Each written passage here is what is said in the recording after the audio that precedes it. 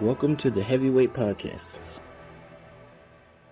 The message behind saying the title The Heavyweight Podcast is to be able to say that we can weigh in on some heavy shit. You know, what we're talking about is important from every aspect of it. It's a heavy weight. It's not just about physical weight, but the weight of things that can weigh our minds. So I think it's dope that we can have this conversation. Fucking fandom, like cult type shit. Yeah, I remember one girl. She Crazy. was like, yeah, I just gotta. I'm like, that sounds like you need like Dr. You need Pepper's help. Anonymous. Yeah. Like, I used to be that way, Kevin. with Dr. Pepper. I'm telling you, In my early they 20s, stole- in my hardcore gaming years, nigga, in the lab with Dr. Pepper, Code Red. fucking that shit up. Drinking probably 2 liters a day. Yeesh. That's back when a 2 liter was $1. Remember that shit? That's how old I am. Nah, I don't. No, I'm kidding. back when grass was grass. Now you can't even get a fucking 2 liter for.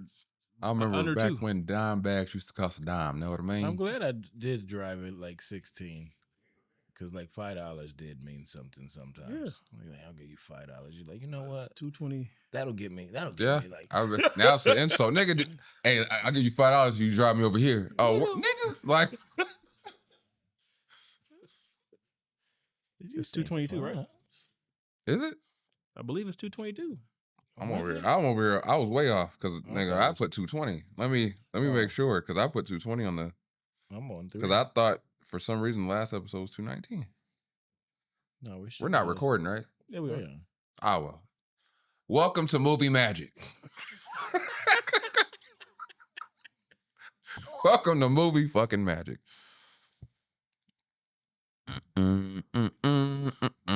Oh, you're right. God damn, I was way off.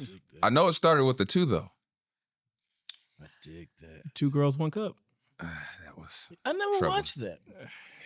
There was I supposedly never watched that. a rumor going around that shit wasn't real. Oh, it Like supposedly they played the whole illusion that it was one thing and it was actually something else. yeah, they said it was like ice cream or yogurt or some shit. Yeah.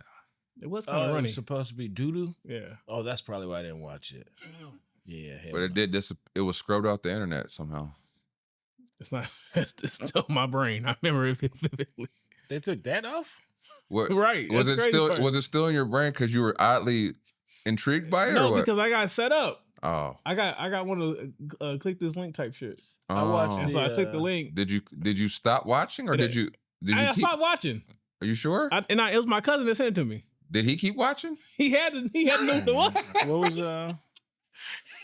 What was the one with the dude with the jar? The one jar? One guy, one jar? Nah, I That don't know. shit, I don't know what that That is. one's bad, but like You lost me a guy. I responded wrong because I laughed. Because it's like it broke. And then you're like, well, that's what you get. Like, why you doing that? That's exactly what you get. I have no words. I don't know. I don't know what that video is. I don't want to know what it is. Yeah, you don't. I don't. Yeah. You're like, damn. But you know, we had rotten.com, so Mm. we seen some fucked up shit. Well, it's way worse now. But you gotta look for it now. Not hard. We didn't have to look for it. I think the thing that got me the most about that video when I initially came across it was the fact that I was like, people will do anything for money. Yeah. Fuck yeah. I mean, Kim slept with Ray J. That's I mean, not at that eat- time, a lot of women slept with Ray J. That's true. doo-doo. I don't want no problem with Ray J. That nigga. I think they still, yeah. Never mind. You're right. No problems with Ray I J. don't want no problem with Ray J. Alhamdulillah. Sorry, I guess. Yeah, I think we Nah, good. we rolling. You know how I do. We just let it roll. It's been a minute, a little rusty. Let me. This is usually Des' job, but she couldn't be here today, so let me. What's good? This is episode 222 of the Heavyweight Podcast. Yay. I am your antisocial host for the moment, Stutter McFly, back again with these 2 guys. Go ahead and state your name for the beautiful people out here. It's Kevin Ellis. It's just Mo. Lethal. Mo Lethal. Just Mo. Mo. Oh, wait, and the lethal. How were your weeks? You know, my week was grand and bad all at the same time. But, that's life, the full spectrum. That's what it was. Got hit from both ends, huh? Yep. Pause. I think that's a pause. Or the human centipede? That's a whoa pause. That is a terrible movie. I don't think I watched that one. The Yeah, because movie? it had to do with Fucking doo-doo. Eric Coates. Doo-doo. Yeah. Yeah. Who's that? Did you see It part was two? my supervisor at the time, and I was like You on got this to thing watch where, the movie? yeah, because I was on this run where I would tell people, hey, you know, a dope movie you should watch is this, right? So I was telling him about something, and he goes, hey, man, watch The Human Centipede. Thank me later. I said, Nah. Oh, it's one of those. yeah, and I watched that shit. I said, fuck you, Eric. You ever watch part two? No. Why would I watch part two? Part two is worse. I don't want to. No, I don't want to see Part this shit. two is I worse. just know all he said afterwards. He was like, "Thank me later," and nobody wants to be B. I said, "Wait, what?" He says, "Trust me, nobody wants to be B." Nobody wants to be B. Coming and going. In part two, he also has a woman he's like purposely overfeeding. Nah. Never. Yeah. One's doo. Anyway, let's get on. Move on for that. How many weeks? Again, I don't even want to describe it that way. You're Great. taking it. You're taking it from Great. both ends. The full spectrum of life. You're taking it is from both the- ends. The circle of life. He just wants to insert that in. Pause. Well, I had a good time. I mean, went out to AZ, had a little party. That was fun. That's what's up. So, you know. How many black people were there? There's a few, quite a few. It was funny because I they know two decided for to sure. take a picture. They were like, we're going to take a picture with all the black people here. And I was like, I'll go, but this is odd. This is odd. Like, no, this is a pretty big group. But I'm just like, nigga, we know these people. You know they know niggas. Like, what are we doing? Oh, we know niggas. So that was fun. That was fun. It was good. Good to see some old friends and, you know, hang out. That's what's It's always an adventure. Right. Let's just say that. Well, it was cool. Halloween was nice. I ate a lot of brisket. I was sneaking brisket. How do you sneak it if it's up for grabs? I was making sure it was less for other people to grab. I think You that's were important. sneaking meats? Yes. Yeah, I was gonna say. Yeah. They just said this on Joe Budden's podcast that Mark Lamont Hill was stealing food. So you was doing the same shit, just the bald niggas. Anytime I hear Mark Lamont Hill, it's like I'm saying regular words that are tricky to you. That's Oh, yeah, hilarious. That shit was hilarious. I said, if this is not the most clever way to call somebody dumb I ever heard in my life. Yeah, it was cool week, man. It was cool week. It was a cool week. You know, life is life, and that's it. That's it. That's all I'm gonna say. The other one was worse. They focused and made that one viral, but when he called him, he said, "You're a person that aspires to wear clothes you think should fit." I said, "Nigga, did you just call him fat?" Yes, he did. The funny part about that shit is a lot of shit that Mark say go right over Yeah. Flip head. I'm like, nigga, did you just realize what he just? He just called you stupid. Mark Lamont Hill's a dangerous person, man. Oh yeah, that shit is not fair. Yeah, shout out to the Joe Budden podcast. But my week was it's interesting. I've been rehearsing for a cipher I got coming up on Friday. Yeah. Been rehearsing for that. You know, the only reason why I'm doing is shout out to Diesel. He had coerced me into doing it because he was like, "Man, when are you gonna get another opportunity to do a cipher with Dirty Birdie?" And I said, "You're right." So I said yes. Now if I fuck up, I fucked up, but I get the opportunity to do a cipher with Dirty Birdie. But I'm gonna be in awe because that dude's a legend. So Yeah, I don't to think, be in that same lineup. I don't think you're gonna do like Absol did. Oh no, he just yeah. If I at least if I say a word that rhymes, I'm in better shape than Ab was, and I fuck with Absol. Yeah, I love that, but When I saw that, I was like, "This is not the Absol I know." That's just a travesty. I just want to say that I also would like no smoke with Absol. Fuck. No. I'm just that was tough. comedians see that some of you like, that's Look at Abs from Carson. upset. Like you just Abs from upset. Carson. You know, I claim Carson. So But we're yeah. good. Well, then again, I rehearsed for that. Then I went to Nice. Walmart yesterday, and I went into the soda aisle and I grabbed my usuals. Well, now one of my usuals is now Mr. Pibb, and I went to grab Mr. Pibb, and a lot of people don't know this, but Mr. Pibb either was acquired or rebranded by Coca-Cola. So they had the Coke guy stacking up sodas, and I grabbed Mr. Pibb behind him, and I put it in my cart. And he was like, "How does it taste?" I said, "To be honest with you, just like Dr. Pepper." And he goes, "Oh, okay, well, enjoy." I said, yeah, I will. So then I go further down the aisle, and I'm looking at the ginger ale. And I grab the ginger ale, and I grab the 7-Up Tropical, 0 sugars, you know. And the 7-Up guy looks at me and says, "Man, I see you got that Mr. Pibb in your cart. Shit's trash. You need to grab this Dr. Pepper." I said, "No, I'm good." "Can I ask why?" I said, "Price." He goes, "Oh, well, that can't always be a factor." "Oh, yes, it's always a factor, yes." And he goes, "Oh, okay, well, maybe next time." I said, No, next time. As long as the price is what it is, it's going to be Mr. Pibb. I just let you know how much money Coke has, though. Yeah. Them niggas said. But this was a trip to me. It was one Coke guy in that aisle stacking, and it was 3 7-Up people. And I looked and to both sides. I mean, I'm in the middle of a fucking turf war in the middle of Walmart. Oh, yeah. Like your bottle didn't get thrown.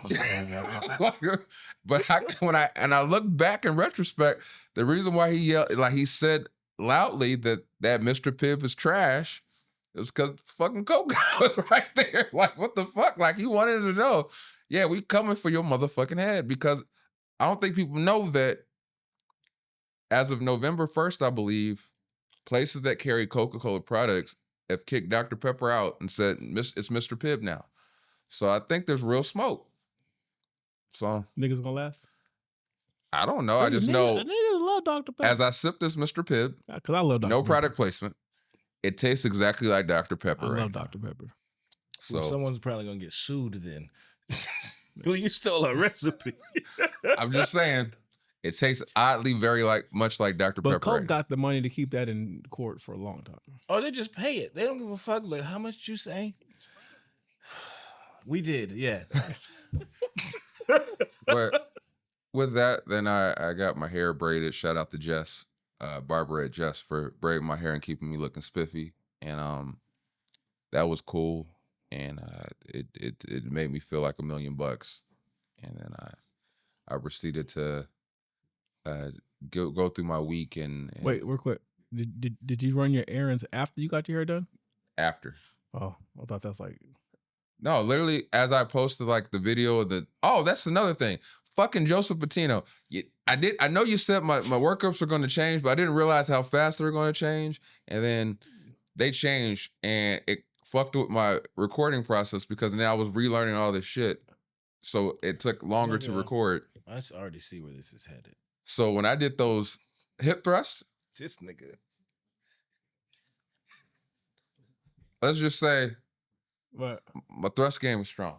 Oh yeah. But I was surprised at how much I could lift doing hip thrusts, because even in the video, it was light work, because I was like, actually, I could lift more.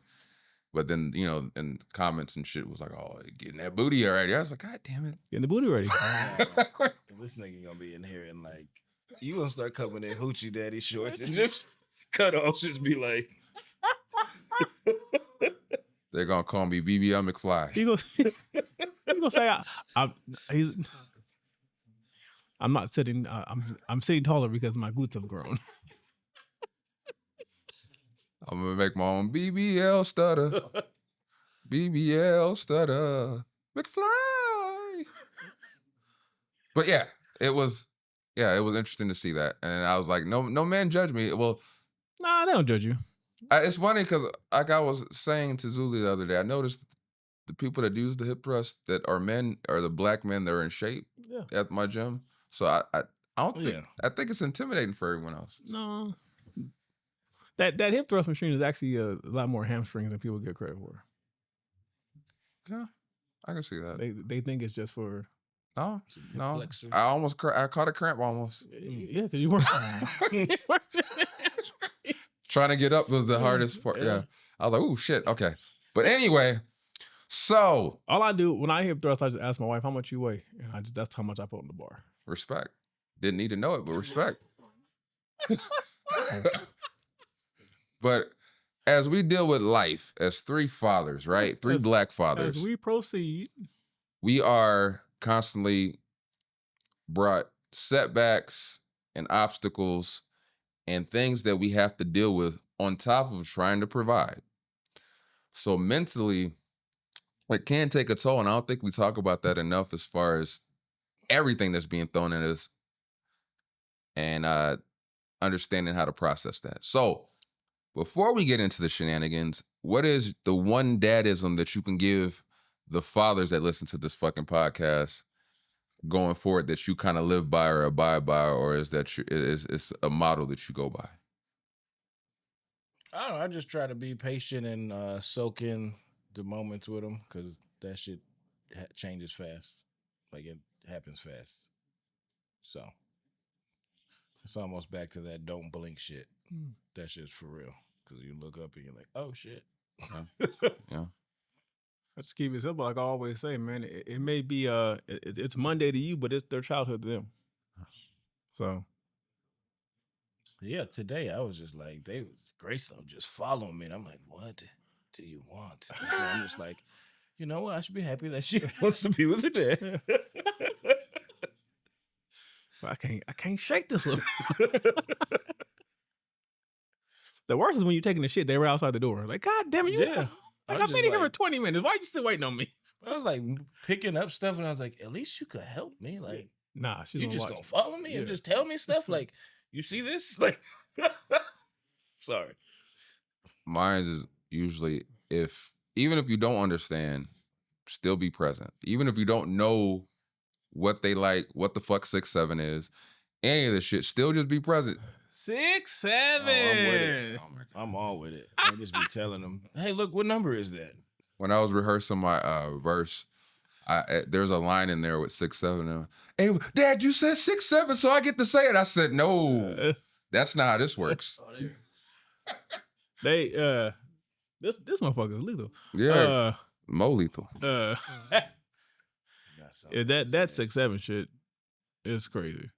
Yeah, but that's the rhyme of Halloween night, Kevin. We passed a couple. Oh yeah, we passed a couple, and they were dressed as 6'7", and so all the kids saw it, and all the kids at the same time 6'7". Yeah. I was like, y'all gonna shut the fuck up. They're probably influencers.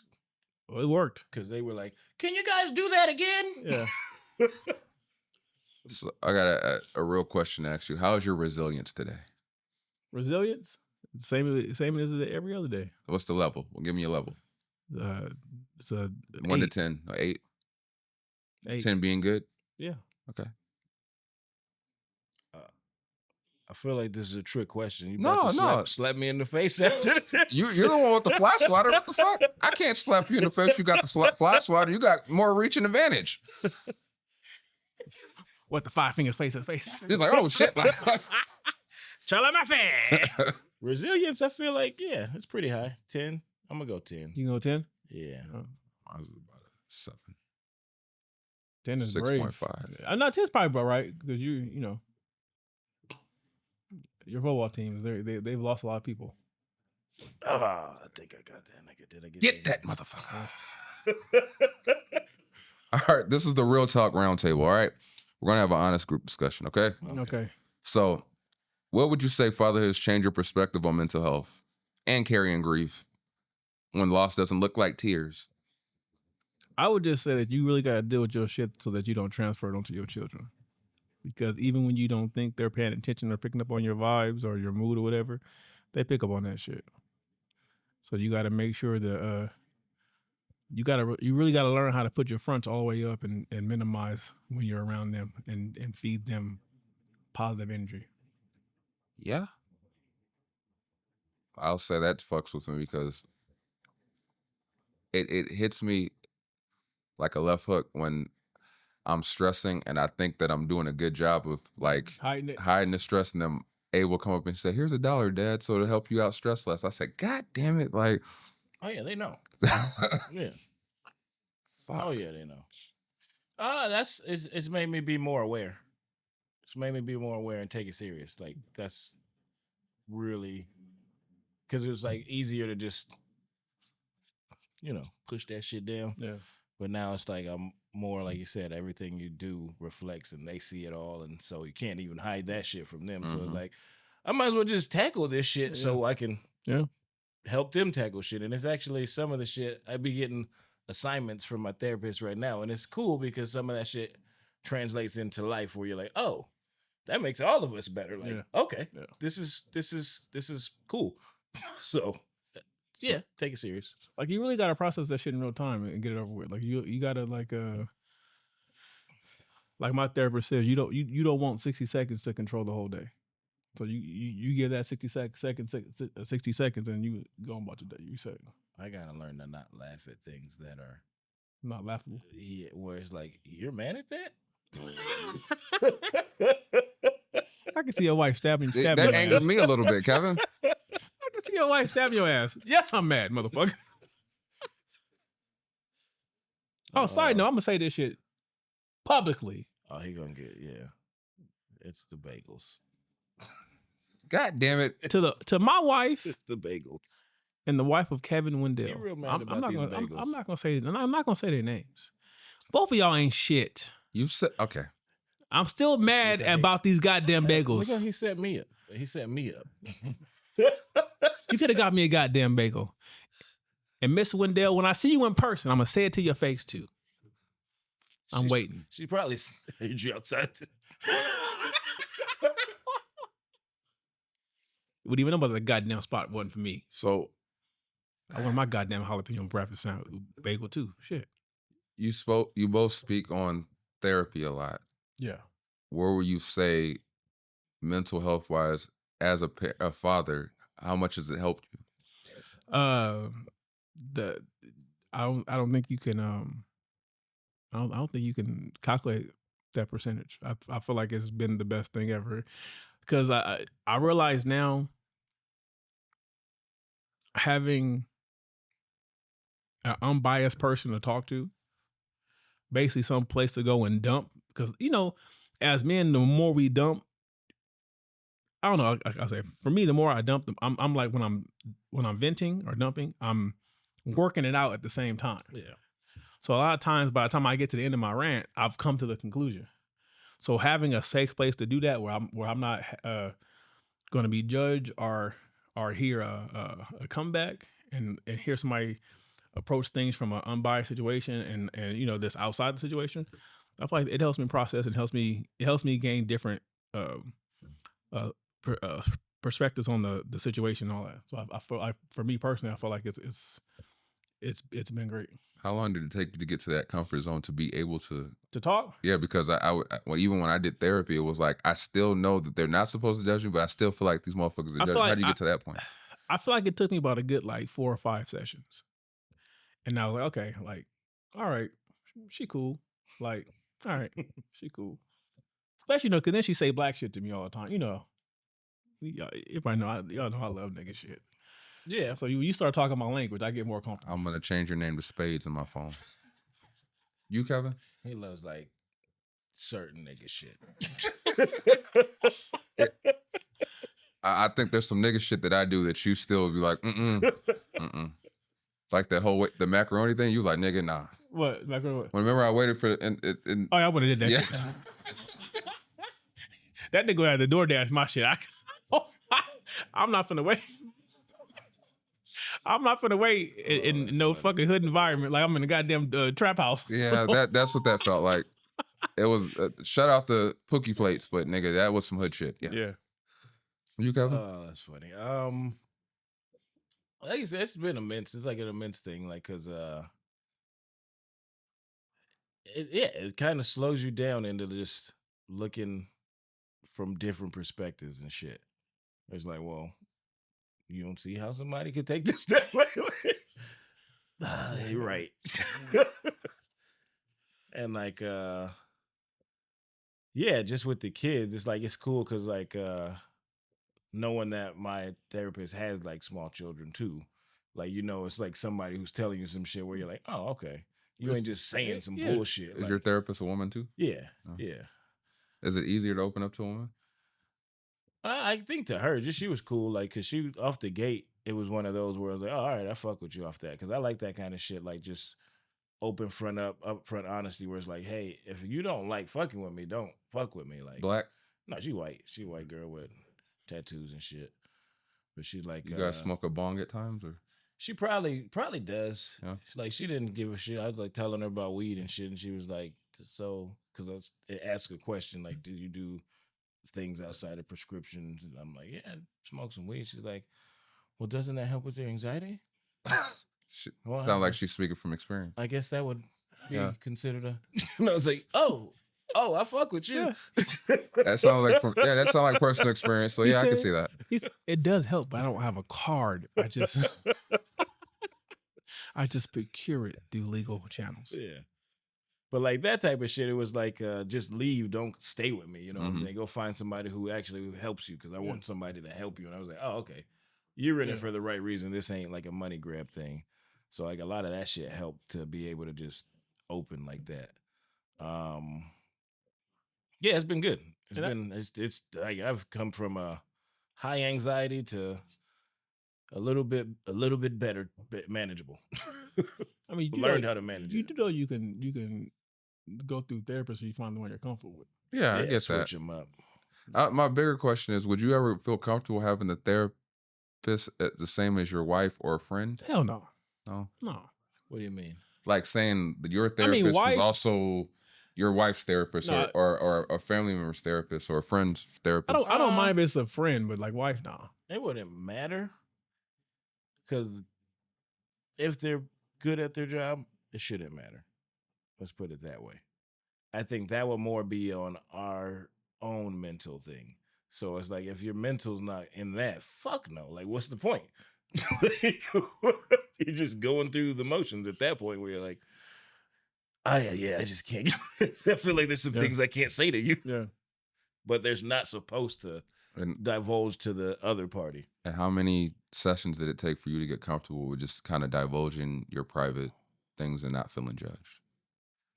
I think it's pretty quick. It's probably like 2, 3. This thing is an open book.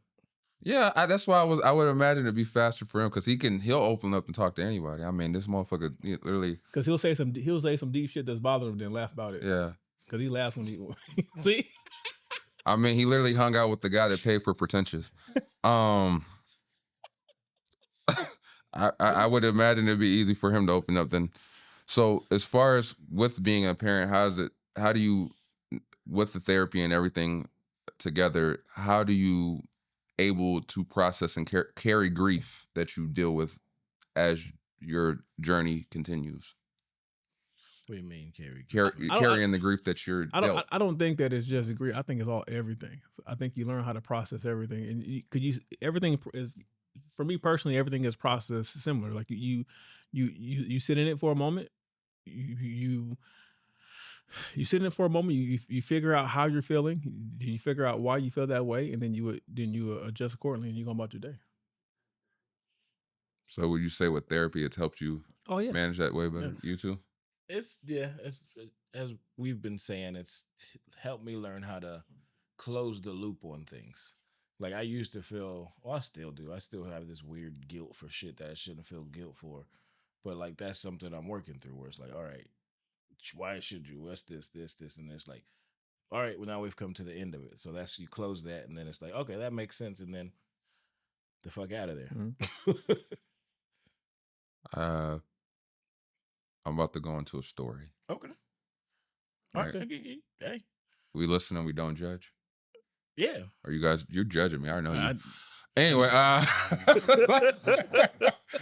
so yeah, I was talking to a coworker of ours and a friend this past week, and we were talking about loss, and I divulged the story of when I lost my dad that I normally don't talk about in that detail. And I think I was open up because I knew he was going through a tough time.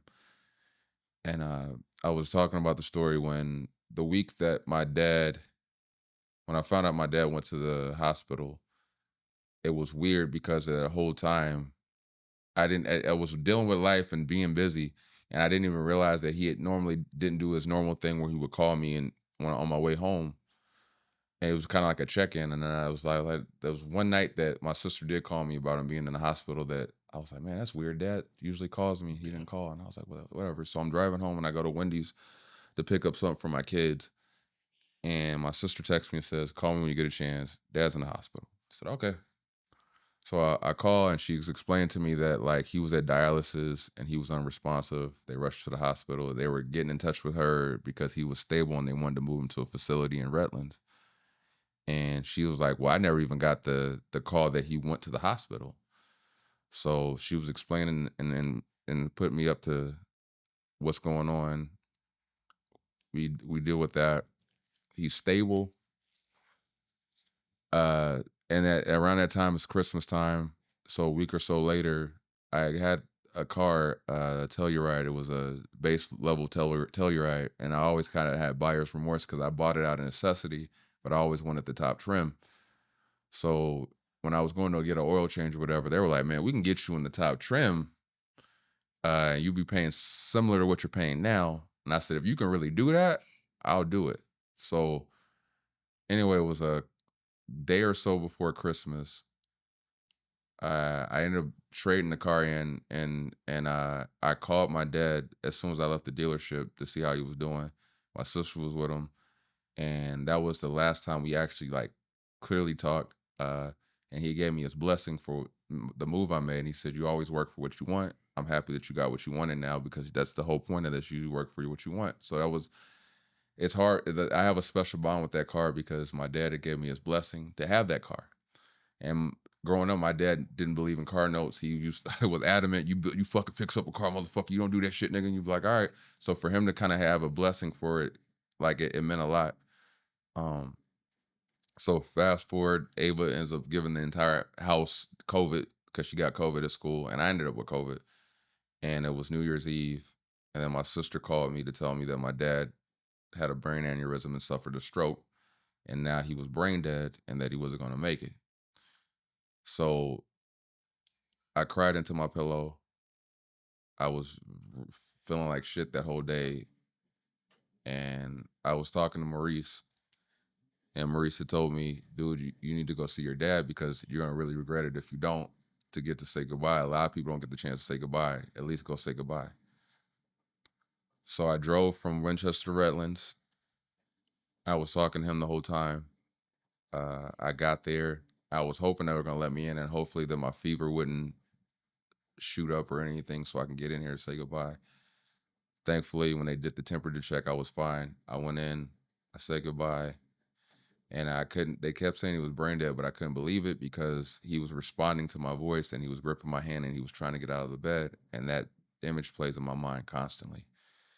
And when I said goodbye, we waited for my brother to decide what he wanted to do as far as, because they kept saying they wanted to pull the plug. We were like, nah, our older brothers are RN. We wait for him to get there. Then we'll figure out what we want to do moving forward. He came back into town, assessed it. They eventually pulled the plug on January 3rd. My sister, the last time she told me they had pulled the plug, she FaceTimed me and I saw the image of my dad and his face was so like distorted, like his jaw did this weird thing and I said goodbye. And that image haunts my brain to this day. And it's hard for me to sleep. And that's the last image I have of my father. And then a couple hours later, when I was in the drive-thru getting my family food, my sister texted me that he was gone. And I cried frantically at that moment. And then I had to shout out to Michelle, my dispatcher, and say, I lost my dad. I don't know what to do. So that fucked with me. It still fucks with me. But like at certain instances, I get these triggering moments, and sometimes I feel like I'm fine, and other times I feel like gone. So when I explained that to our coworker, he was like, "Damn, I didn't know you went through that." And I said, "Yeah, I don't usually talk about it, but it was one of those things where life has a way of not giving you time to necessarily process things the way you should be processing them because you got so much more on your plate to figure out." So like even after that, dealing with the funeral arrangements and going through things back and forth with my siblings about money and me having to fundraise in order to get my portion of the money, like going through all that shit and dealing with family and their reactions to shit to where I don't deal with them. It's like a lot of shit goes on in people's lives, and that shit there just, it fucks with me. So like I'm realizing that as I get older, I have to be more open about what I talk about, because um the whole, bottling it up is not working for me. And it's but I realized in that moment it did help him be able to open up and grieve about what he was going through. Um but yeah, that was one of that by far at this point is the hardest thing I ever had to deal with and process, and I still try to process. Um There's some things you probably ain't gonna be able to like shake, but the learning how to cope, I guess, is the only way to go with that. Like, if that makes sense, you know what I yeah, mean? and like I told him, it's not like when people tell you it gets better. I was like, it don't get better. You just it becomes your new norm. Like that void is always there. It's just now it's your new Yeah, norm. Like yeah. you just accept that this is now your reality, as opposed to looking at it and saying, "Oh, it gets better," and then things like it's like no, it's like it's your new norm now, and you process it, and each day you understand and accept that that is your new norm. Yeah. I will say that Michelle was a real woman, because every day she asked me about you, and I think I would always say something like he's doing as well as you can expect. And because the one thing I did realize that I could relate to when you went through your situation is that a lot of people don't understand when you're dealing with death, especially someone close to you, you don't really get to process what happened because you're dealing with the business of death. Yeah. And so when you're dealing with the business of death, you're not grieving. You're just trying to get things, make sure things are done. And then now you're worried about making sure things are done to the liking of the deceased. And you're dealing with the dynamic of family and all that bullshit that, that comes with that. And people feeling entitled to shit and entitled to make decisions and shit. And they act like they know people when they wasn't around type shit. So you don't really get to grieve through that. You don't really, because I can say similar. I think I told you, we talked about this. So I didn't even get to really grieve my grandparents until after the funeral. Mm-hmm. Like my process didn't start to act like I was numb. Just trying to get things done, trying to get things scheduled and planned and stuff like that. And then once that day's over with, that's when you start grieving. I think that day, the day you actually watch them going to the ground, is when you actually start the grieving process, because you've been so numb to what's happened and just been so focused on the business of making sure everything else happens to their standard, that you don't really get a chance to grieve. But Michelle was a real one. She did ask about you every day. And that I said the hardest part of all that process was that realization, and that's I think what used to hit me like a ton of bricks was those instances and memories that you have that you can't, like, if my memories get fuzzy, I can't go back to my dad and say, "Man, Dad, when that happened, what was that?" Like when that hits you and you're like, I can't go back to him, because I used to do that when I would try to remember a story of growing up that we went through. I could ask him and he know what I was talking about, and that shit hits you like a ton of bricks. Like, but a shout out to Michelle, because she made sure that I was able to get my bereavement, and she's like, if you need extra days, and shout out to Trevor too, because Trevor was like, whatever you need, just let us know. And but yeah, that's the hard thing for me, like to try to process and not put that burden on my kids. Well, it's a process. It's a process, that's for sure. It's not an overnight thing. It's not one of those things that's just like, oh, here's the fix. It's like, nigga, it's a process. Like, You got to get used to living. Well, I had all over again. I had to deal with guilt and like shit and figure that part out. So, and then you're like, okay, so that's not your fault. So fuck. And now what? Like, it's not laughing. You know, you know my defenses. Yeah. You laugh when you don't want to cry.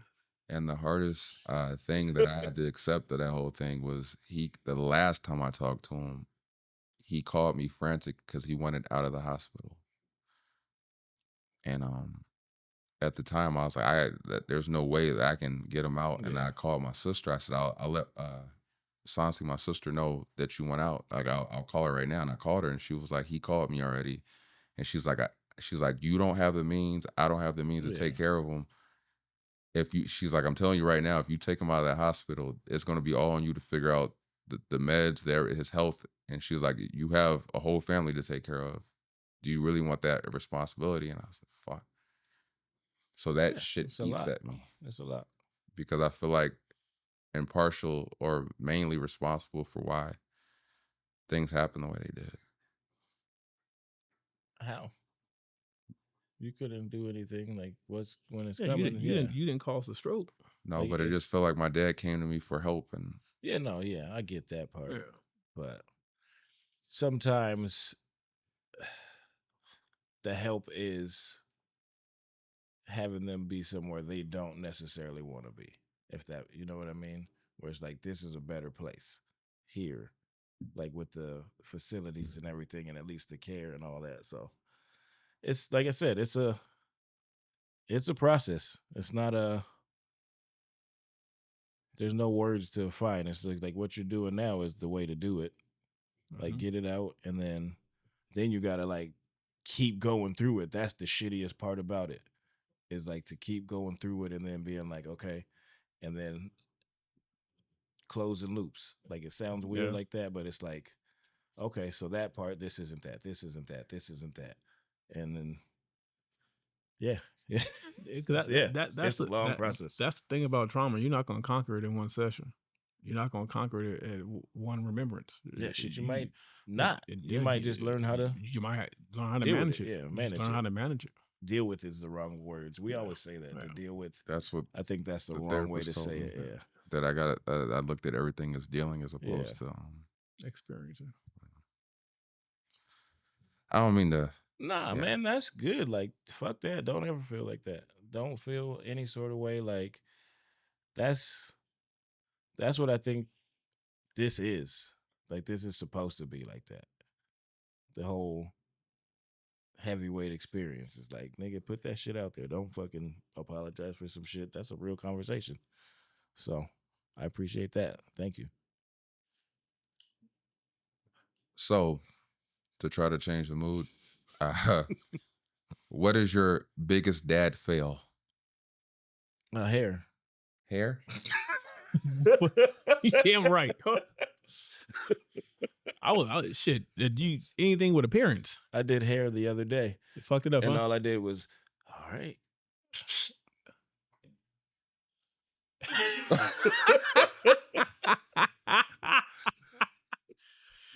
When it comes to the hair, I give you a good pineapple. That's it. That's all I got. That's all I got. I do pretty good with just the ponytail. I've never tried to cut like the boys' hair. Nah. Line them up at least. Nah. You try to line them up. They be, especially when, as much as Andreas move, he have a bunch of West Sides in his head. Shit. I told my nephew the other day, I said, your problem is you ain't never had a kitchen cut. You don't know the struggles. You ain't never had one of them kitchen cuts. They have CPS at my door. Damn. What are you doing to these kids? So what the fuck? I was trying to cut his hair, dog. That's what the fuck was that? Like, rest in peace. Trying to cut his hair. How you get cut? Hey, the clippers was sharp. What did I say? Nah, the homie Phil in the Navy, I don't know why I agreed to that. He's like, you mind if I try cutting your hair? And Hell no. You know what, man? As soon as I heard try, no. I'm done. And like I looked at it and I was like, I mean, the hair is good.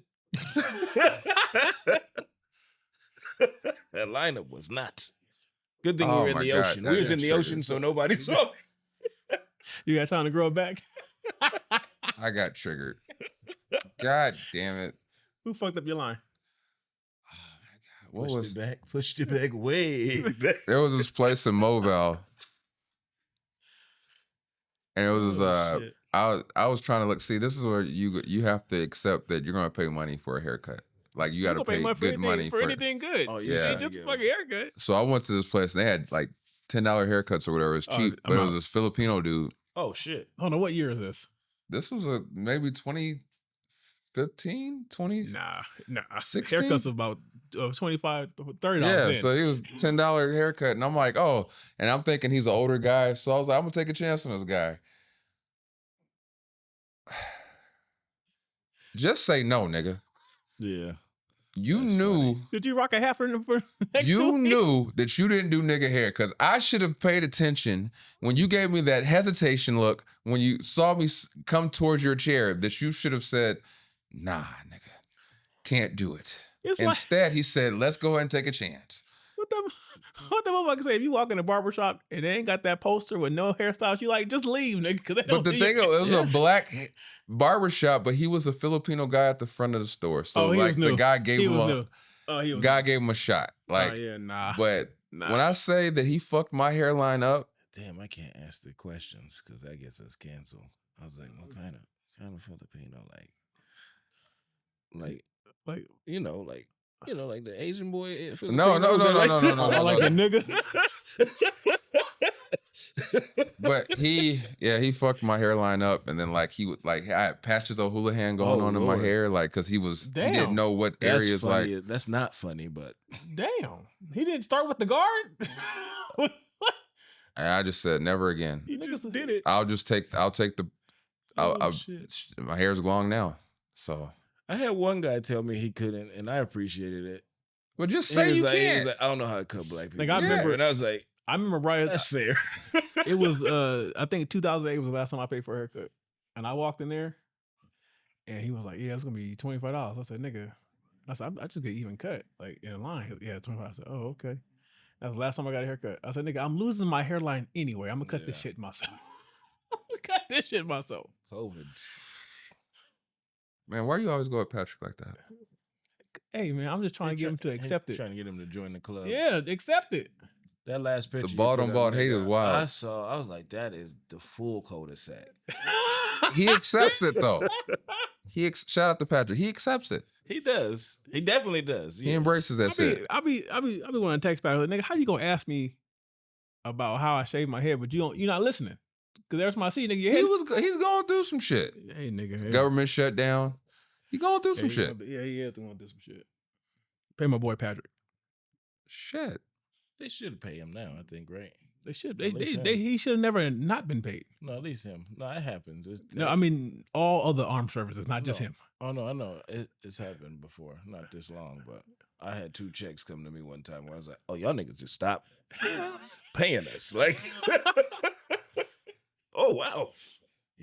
They wasn't fucking around. Anyway, we're going to politics. Let's not do that. Hell no. We're going to go down a rabbit hole. I ain't gonna say nothing else. Mm-mm. I'm just gonna say pay the armed services. We can't even say free. Okay. Anywho, so that was your funny dad, Phil. Where's yours? Huh? Because we kind of piggybacked off of He his. said the hair. I said, hey, I'll trigger. Yeah, that's it. Mine was trying to think that I was as young and limber as my kids at the jump park, Oh no, don't do that. Oh, and yeah, I almost you broke a tripping. thumb. No, don't do that. You tripping. You found out. Yeah, I found out. Nigga, I had my shit in whatever splint for like 3 months. I told you my child is a gymnast. Nigga, she walks on her hands. That's I can't do funny. none of that shit. Well, my kids just kind of parkour it, but not professionally. Nigga, she's a professional. Yeah, And I I'm don't- saying like I thought I had a good shot. Nah. Look, they still got cartilage. That's true. They still pliable. My knees snap, crackle, and pop all the time. Our limbs only designed in the function they were. We ain't got no wiggle room for error. Yeah. It got to be in the exact path it's supposed to be on, or it's You a hear wrap. that, Joseph? So when you have us do hack squats, Fuck Joseph. and I hear a weird, because he be like, so what pain do you feel? I'm like, all in this The whole leg. vicinity. I feel like a burning sensation. The whole fucking. Oh, leg. that might be the patella. Oh, it's the patella. Well, can you stop? The So, whole fucking leg. but yeah, we're learning. We're learning. No, I'm not even trying to do her hair. I just gave up. Well, what you Can't- want me to get here? We're gonna play a game. Okay. Wait, hold on. Is it? Just like a saw, like yeah, because that's what No. I thought. Like, I don't know these niggas' names, but we're gonna play a game. Rick Rubin. We're gonna say guess the ages of these famous black men. okay, I don't even know if their age. We're gonna look it up afterwards, but we're gonna all guess the age. okay. The nigga from Sinners, Which one? the LeBron James looking nigga, the older dude. Oh, the one that played the harmonica. Yeah. That nigga gotta be like 70 something. What do you say? I don't even remember. You gotta say his name. What's his name? What's his name? I'm gonna look it up. I'll look it up. From The- Sinners. the- I remember Sinners. Sinners. The one that shit on himself. Yeah, there was. I think I shit myself. Looks like LeBron James. What's his name? Like now. Well, then if it looks like LeBron James, he's probably 47. But he's been playing an old dude for a long time. So that nigga's 47. 50, 52. Got I'm gonna go that 52. We're gonna. God damn it. Oh, Deroy Lindo. 52. 52. Nah, that nigga older than 52. Delroy Lindo. Delroy. What's up, Chief? 1952. What would that be? 73. I was gonna say 76. So I'm in the ballpark. What'd you say? I said 72. So yeah, he got it. Yeah, I mean, he been around old niggas his whole life. Yeah. He was born in 18. Yeah, November 18, 19. Oh, I thought you said 18. I was like, nah, he was not born in no 18. He's an artifact then. Bill fucking Cosby. Bill Cosby, ain't he like 80? Like 88 and 89. Yeah, he's almost 90. Yeah. Bill Cosby old. He's old. Yeah. Like old. Yeah. Like he's one of the. If he wasn't a piece of shit, he'd be one of our national treasures. Because we don't live like that. Yeah. Like Jello pudding. God damn. But you found some cakes? Bill Cosby was born in fucking 1937.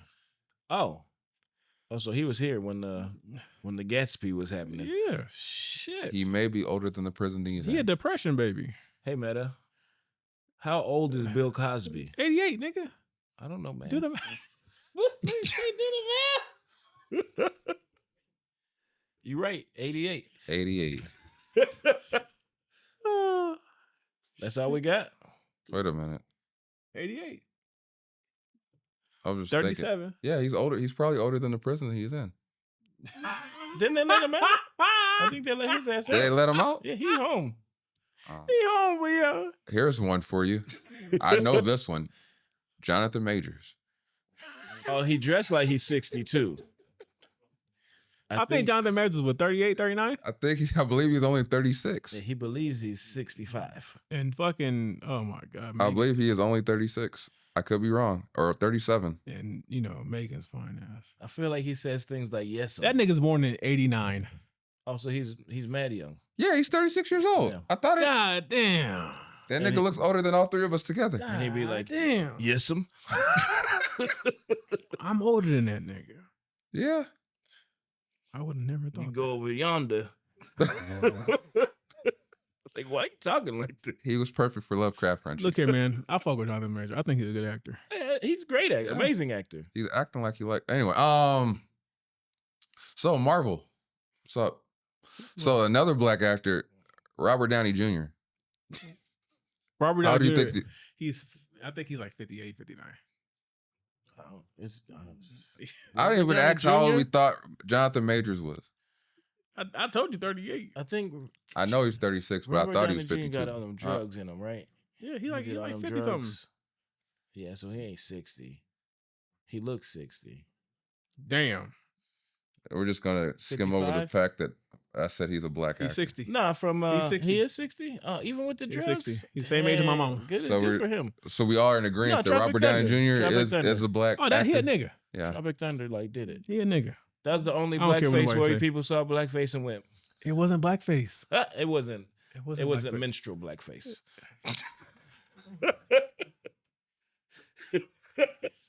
It wasn't blackface. One more. What is all One this more. shit? I'm here. Eddie Murphy. Oh, Eddie Murphy is 54, I think. Is he? 54. I thought that nigga was 60. No, I think he like no. I believe he's older. Eddie motherfucking Eddie Murphy. I believe he's got to be put. He's 64 years old. 64. Damn, he look good for his age. I know he had to be up there because of just So now the it's movies. clear that he wasn't doing the coke. It was just Rick. And apparently his brother on occasion hanging Charlie? out with Rick. Shout out to Charlie. Or he just dabbled. But he only dabbled in like the good shit. You think Rick was doing the not good shit? I think Rick dabbled in some bad shit at some point. If it's here, we smoking it. Like, Rest in peace, Rick James. and we niggas was freebasing. Like, Yeah, that's true. Eddie probably walked in. I and want to was know like, what the fuck the person who came up with Sherm, what the fuck they was thinking. That's just bombing fluid, right? They dimped the blunt in the shit. Yeah. Like nigga, what like PCP, yeah, like nigga, we should put this in this angel dust. and smoke it. That's some crazy shit. Yeah, I did that on accident. On accident. I did that on accident. All right. We're going to go back and forth between the common myths and facts about black men. Okay. Oh, well, I can't see it came in my head. Yes, we all have big dicks. I can't answer that. I don't know. I can't. I only speak for myself. It's just you gotta lean into it because it benefits all of us. This is true. But there's some niggas where you like, I'm not packing. And then if they aren't, and they're like, well, I was listening to the Heavyweight podcast, and they said, oh, you are, and then he comes out. It's big to somebody. but do you when you got a lot of women friends, they tell you, Yeah. not every nigga. Yeah. And I don't want to set anybody up for failure. So no, you're not gonna believe him. I would say, I guess we're swinging high percentages Yeah, out there, we'll go with that. but there's always exceptions to the rule. Yep. That's the best way to say that. Not everybody's swinging meat. Nothing's absolute. Yes. That is true. I get smart ring. The common misconception that I fit that stereotype. Swimming. These two niggas can swim. I cannot. I can swim. Yeah. That's why I said. But I could also swim because I was taught to swim at the YMCA. Listen. I was taught to swim at the YMCA. That is a half truth. It's not a all the way, because listen, when we had to learn how to, or not learn, we had to Where that do we a come swim from? qual in the Navy. I'm gonna tell you, most of the niggas who had to go back and keep swimming was niggas. So it's somewhat true. I know a lot of black people that can swim, but they're not strong swimmers. I can doggy paddle and swim underwater, That's swimming. but I can't do that. I just wouldn't recommend you hit the ocean. With Yeah, I'm not doing that. Yeah. I'm not doing that. You can't doggy paddle your way up the ocean. No, you Yeah. can't. That's why I say I can't swim. But I can survive. I only give people credit for swimming if you can tread water and swim regular. Swimming it's tired. Like in the ocean, you're gonna be tired. I can float. You I think you can can't float float. I can't float. I can float. until your ass is tired, and you can't relax enough because you're tired. Oh, I don't partake in the ocean. I'm just saying, Yeah, swimming is a half truth. I can swim though. Not all niggas can jump high. I can't jump high. I can. Never can. Never could. But I'm short. That white kid learned quickly that I can jump high. He tried to dunk on me. Damn. Oh, at Trying Yeah, I have the embarrass you, video of it. He tried to go up to dunk, and I don't think he realized I was going to go up with him because he's looking at me and sizing me up. And then I went up with him and blocked him before he could go all the way up. Hell yeah. He just Nigga, went for You it. ain't finna embarrass me. He in just the- went in for the it. gym, nigga. Do you guys have any other McClung. Any myths? myths that you want to debunk here or prove right? Yeah, all black men don't eat pig feet. I don't eat most of the pig, just bacon. I do. I'm lying. I eat pig feet. I don't. We didn't help. I don't. Now I ain't had it in a while. Nah, I haven't in a while. I haven't. I've never cooked it, but I'm never gonna do that. yeah, I'm never. Like, that's never gonna happen in my house. I'm never gonna go that far in. Are all black men good at sports? At least Absolutely one. not. At least No, one. Nah, hell no. They just ain't found the sport for them. Nah. We get it something. No, you've met some of these niggas where you're like, ooh, just get in the books, homie. Just get in the books. Because that's usually like a common thing that I see in like TV shows, and they're like, oh, because he was black, we're gonna pick him to play. We're gonna pick Jamal to play basketball. And Yeah, it's you like, don't see them big ass shoes he got on? Like, that nigga You can't couldn't run. think of a blacker name than Jamal. That motherfucker can't run. Was that racist? that was racist. But It was the whole sentence was meant to be racist because they were like, oh, that black guy Jamal can play basketball. how many white Jamals do you know? I've met a motherfucker that was white. His name was DeMarcus. That's dope. But Dope. he's I like white. that. And you remember it for the rest of your Yes. life. I said, wait, your name is what? I said, What was his last name? I don't know. I didn't ask him. I couldn't get over 'Cause DeMarcus. But I want to see how the name flows. I met a white Terrence. I was like, damn, Terrence, that's not a white name. Because if it's DeMarcus Schuritz or something like that, you like, damn, that's an interesting Yeah, I wish it was combination. like a Jewish name. That'd be dope. Schwartzman. DeMarcus Schwartzman. You should have got the whole name, because if his whole name sound black, then they set him up for failure. So there's an Asian guy goes to our gym, cool guy, Mayo. Shout out to Mayo, and his daughter also goes to gymnastics. Well, I think it's his daughter. But yesterday he's like, "Hey man, my sister's boyfriend wants to get in. You guys?" I said, "Yeah, just use my phone to get in, whatever." And so I was like, "He's like, you need me up there?" No, they just need the phone number. I was like, "Okay, cool, whatever." So I see him walking towards me. He's like, "Hey, this is my sister," and I go, "That ain't your sister." I said, "She black."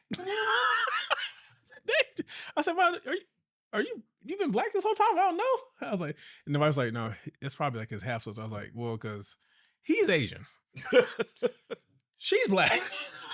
Maybe he's adopted. And then the boyfriend, that motherfucker, he was a nigga. He was like 6'5". I said, "Look at this tall ass nigga." Maybe he's adopted. He dope though. I shout out to him. It threw me off. I said, It happened.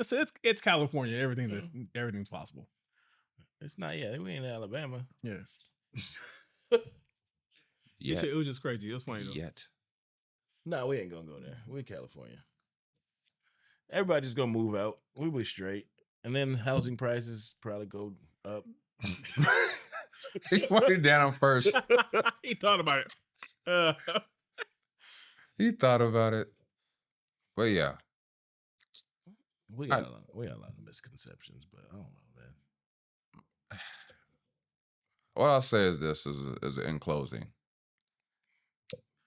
I know the good and bad in life. It seems it follows us all, and we all got to deal with that shit. I understand that, but understand that everybody's going through shit, and it might not be the shit you're going through, but the only thing we can do as human beings is empathize. It might not be your shit, but nonetheless, it's shit the same, and we all got to smell it. And as the wise Negroes say, at the end of the day gonna end. Yeah. So with that being said, this has been episode 222 of the Heavyweight Podcast. Like, subscribe, share, and comment. All that shit. Des isn't here, but she is with us in Shout spirit, out to and Des. she will be back soon. Y'all send her prayers. Send her prayers. We Don't love just you. Do the emojis. Actually pray. So next time, we love you. Peace. Peace. Sweating. That's a wrap, y'all. That's how she wrote. So make sure you click like, subscribe. Tune in. We on the off-stream platform. So until next time, we'll holla at you.